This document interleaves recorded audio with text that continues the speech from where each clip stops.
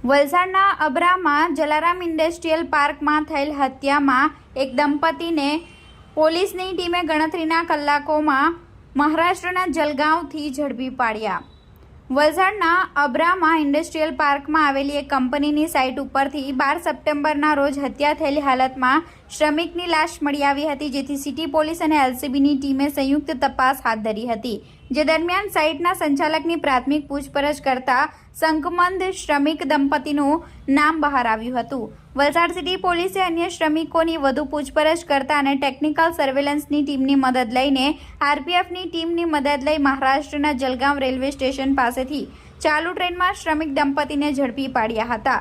પ્રાથમિક પૂછપરછ કરતા બિહારના એક ગામમાં યોજાયેલી સાયકલ રેસમાં મૃતક શ્રમિકની નજર આરોપી શ્રમિકની પત્ની સાથે મળી હતી। બંને વચ્ચે બિહાર ખાતે પ્રેમ સંબંધ બંધાયા હતા।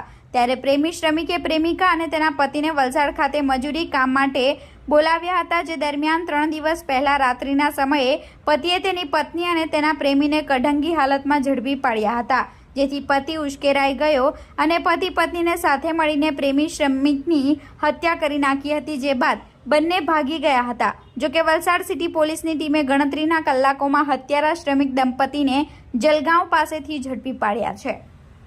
પોલીસ સ્ટેશન વિસ્તારના Jalaram industrial park plot number 25માં ગઈકાલે વહેલી સવારે 7 વાગે પોલીસને કંટ્રોલ રૂમ મારફતે જાણ થઈ હતી કે પ્લોટ નંબર 25 જલારામ ઇન્ડસ્ટ્રીયલ પાર્કમાં એક ખૂન કરેલી હાલતમાં એક લાશ મળેલી છે। તાત્કાલિક થાણા અધિકારી દિનેશ પરમાર, ડીવાયએસપી વર્મા સાહેબ, ક્રાઇમ બ્રાન્ચ એસઓજી તમામ ટીમો એલર્ટ થઈ ગઈ હતી। બનાવવાળી જગ્યાએ જઈને જોતા ત્યાં એક હથોડો અને એક પાઇપ લોહીવાળા મળી આવેલ હતા, જેનાથી એવું કન્ફર્મ થયું હતું કે હથોડાના પાઇપ વડે કોઈ અજાણ્યા શખ્સોએ અથવા અજાણ્યા શખ્સે આ વ્યક્તિનું મર્ડર નિપજાવ્યું છે। જે પ્રાથમિક માહિતી જે ફેક્ટરીના જે શેડના ઓનર પાસેથી મળી એ પ્રમાણે આ વ્યક્તિનું નામ પપ્પુ પાસવાન હતું અને પપ્પુ પાસવાન ઘણા સમયથી આ જગ્યા ઉપર પ્લોટ નંબર 25માં નોકરી કરતો હતો અને પ્રાથમિક જે પૂછપરછ આજુબાજુના મજૂરોની અને ફેક્ટરીઓની પૂછપરછ કરતા ખ્યાલ આવ્યો કે આ પપ્પુના મિત્ર એક વિકાસ માંઝી એની પત્ની ચંપાદેવી સાથે હમણાં 10 દિવસ પહેલાં જ અહીંયા કામ પર આવ્યો હતો અને પપ્પુના કહેવાથી ત્યાં વિકાસને નોકરી રાખેલો હતો।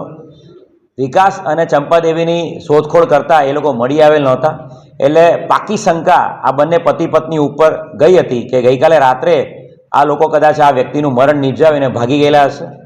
તમામ ક્રાઇમ બ્રાન્ચ એસઓજી અને પોલીસ સ્ટેશનની ટીમો આજુબાજુના રેલવે સ્ટેશન, આજુબાજુના બસ સ્ટેશન તમામ જગ્યાએ તપાસમાં જોડાયેલી હતી।